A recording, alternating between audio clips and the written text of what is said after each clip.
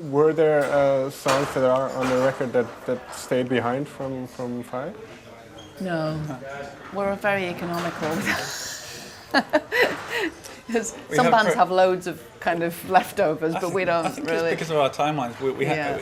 on this new record we did it as a pre-sale, so we've got to give a date, which is in October 13th, and it's got to be all manufactured and ready by then. So, and we put in that date after we'd written 3 songs. Okay. So like, how long is the album going to take? So our managers, and if you let it go into Christmas, then you've got to wait until spring, and then you miss festivals. So it was like. We set these kind of crazy deadlines. Looking at it now, it's a crazy deadline, but we just didn't sleep until it got done. And Does that help as well? Because as you mentioned, and this comes back with a lot of producers, to know when a song is finished and not tinker too much. So does this deadline, does that help in a sense, the writing process? Deadlines are good. I mean, you can just... We're always stretching the deadlines. Yeah, it depends how stressful you want it. It's doable, but it's like it was only finished maybe 72 hours ago, so I'm just kind of coming out now like, oh, sunlight, oh. It's like I've been locked in a cave for 6 months. And like we're here doing press, and we've got artwork deadlines, and literally we're getting kind of emails, bombarded with emails, and we're trying to do press, and like, oh, fuck, do we proofread this now? And it's just crazy. It's brave new world. It's what bands have to do these days to make it work. Gone are the days what you used to do the album, and then you come up with a name for the album, and then you do the press, and you do the photo shoots, and then you rehearse it. Now it's just like, whoa, it's just this. You're just tripping over yourself. Roller coaster of doing to get to a point where you can just. Yeah. But am I correct in saying that I think 5 was self-funded or self-produced by you, and is it the same for this album? Yeah, this album, Backspace Unwind, is we started with a pre-sale, and so the first batch of CDs are these beautiful art piece CDs, and then October 13th, then it comes out on vinyl and CD, and then. But we self-funded it, and we have different partners. Like over here, we work with Bertas, but in every territory, we've got a different company that we kind of team up with to promote and distribute. But does that, because you mentioned you had a major label in Universal before, so does this? I imagine it does, but how does this change your approach to the music then? Is it, as you say, just a lot more deadlines, a lot more? Being efficient with your time? Yeah, well, it's just that we have to do a lot more of the actual kind of nuts and bolts of the production of it. It's like, obviously when you're with a major label, you've got a marketing department, an artwork department, you've got people running around doing a whole load of jobs, and now we have to do most of that ourselves. So that adds to the pressure of the deadline. But I think it's good as well. It's just creatively, it's so much more stimulating, and we don't have the kind of grey suits of a record label breathing down our necks going, well, you haven't sold enough, so you need to change, and you need to, have such and such do a remix so that we sell more copies, and, we're much more, we have such complete creative freedom, which is amazing. We're not financially as stable as we used to be, but that adds to the creative kind of impetus as well. It's just like it gives everything an edge. If you don't know where your next dollar's coming from, you're just going for it. So. Okay. You mentioned the 3 songs earlier that you had written before setting a date. Do you remember what the first song was that you started writing? It was Backspace Unwind. Yeah. Which is probably one of the reasons why we called an album after it. It was just like, we need an album title. We hadn't finished the album, And we had to tell people it's like we had to tell people what the album was called to do the pre-sale. Right. Yeah. But you've only got 3 songs. It's like, I don't know how it's going to be. But in retrospect, it's quite a good, it set a good tone for the record.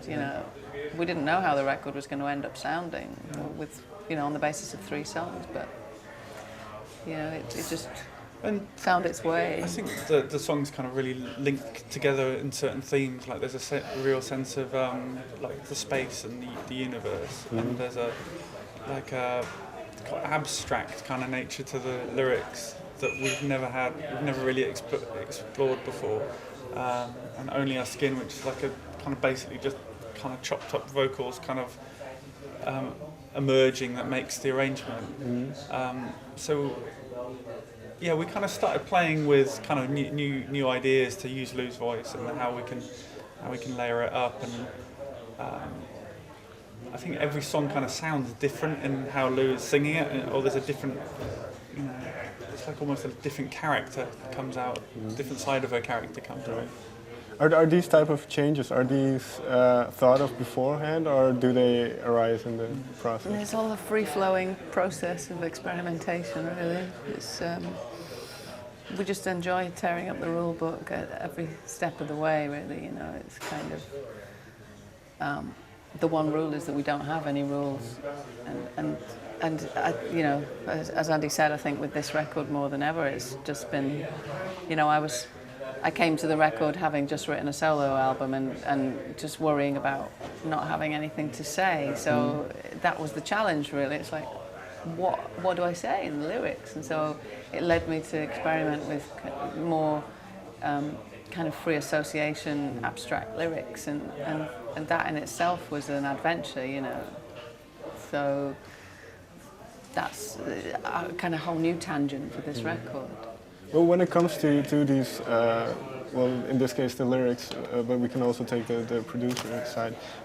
To what extent do you encroach upon each other's field of expertise, so to say? We do. We kind of cross-pollinate a bit. I mean, I think we can tend to get a little bit territorial about it, but, I'll comment on, a bass line or a drum pattern or whatever. I guess we edit each other. Andy comments on lyrics, and I'm really into backing vocals. yeah. I love ways that can stack voices. But sometimes I'll just say that chorus, I think that's okay, but is there another one? And just give, kind of more word it like that than I don't like that chorus. Because when you're creative, it's very hard to say if you like or don't like something. That's a kind of a different thing. When you're creative, your doors are wide open. And at any moment, you've just got to be up for just getting rid of everything apart from that one thing that you like. Right. And then as you start committing and comping and editing, you kind of close those doors because you can't continue to say, I can destroy everything at any point. You've got to kind of start committing. So when we work together, there's the kind of the synergy kind of happens. But to overthink it is, you've lost it at that point. But for instance, do you discuss lyrics when you have written, and especially in terms of content, what they're about? Yeah, Andy does kind of get involved to a degree. I'm really kind of, I get a bit. You get really funny when I start commenting on your lyrics. Yeah, I find it really difficult because I'm very.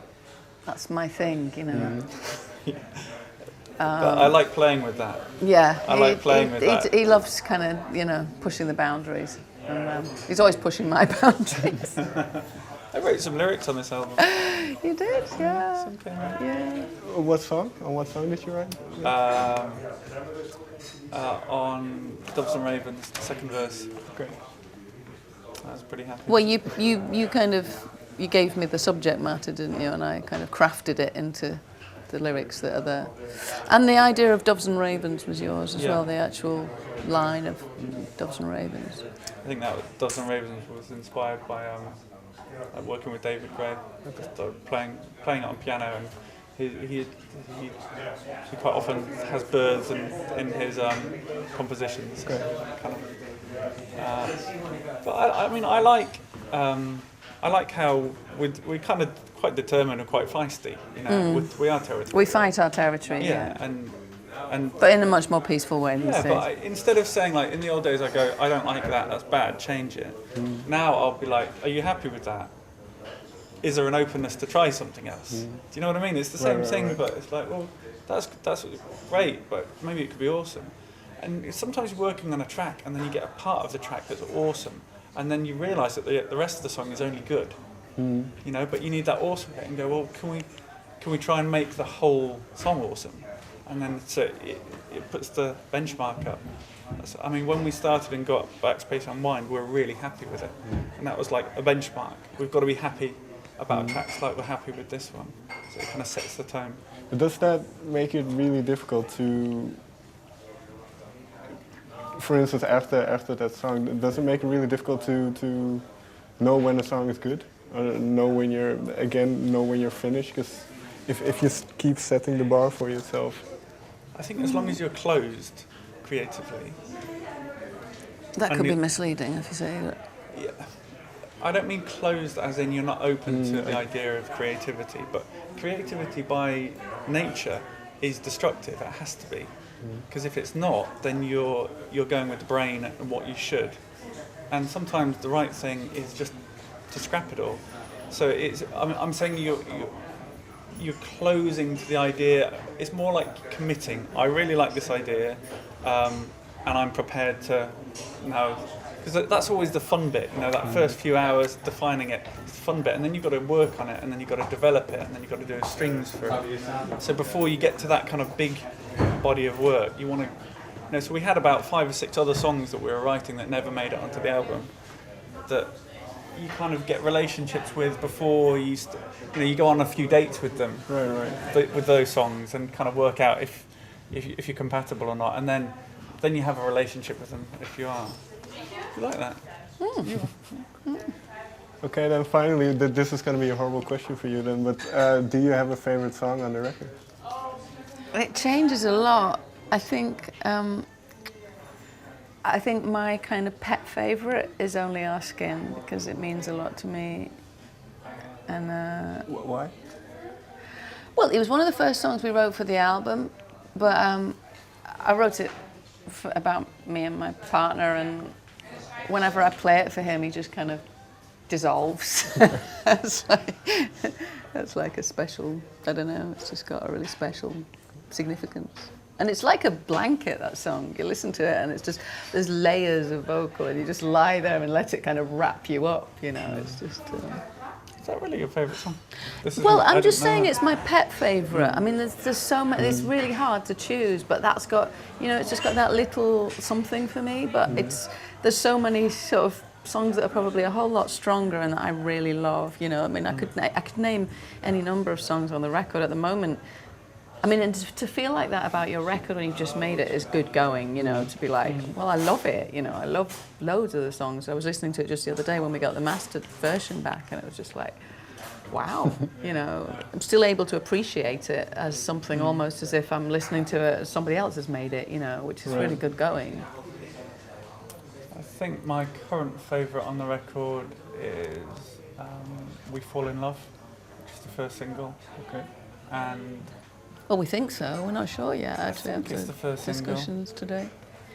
I think it'll be the first. It's just got a Which real... was the last song we wrote. It reminds me of Goreski or something. It reminds me of our Right Back to Really? There. Nothing It like just kind Goreski. of builds and builds, and it's just got this like... Yeah.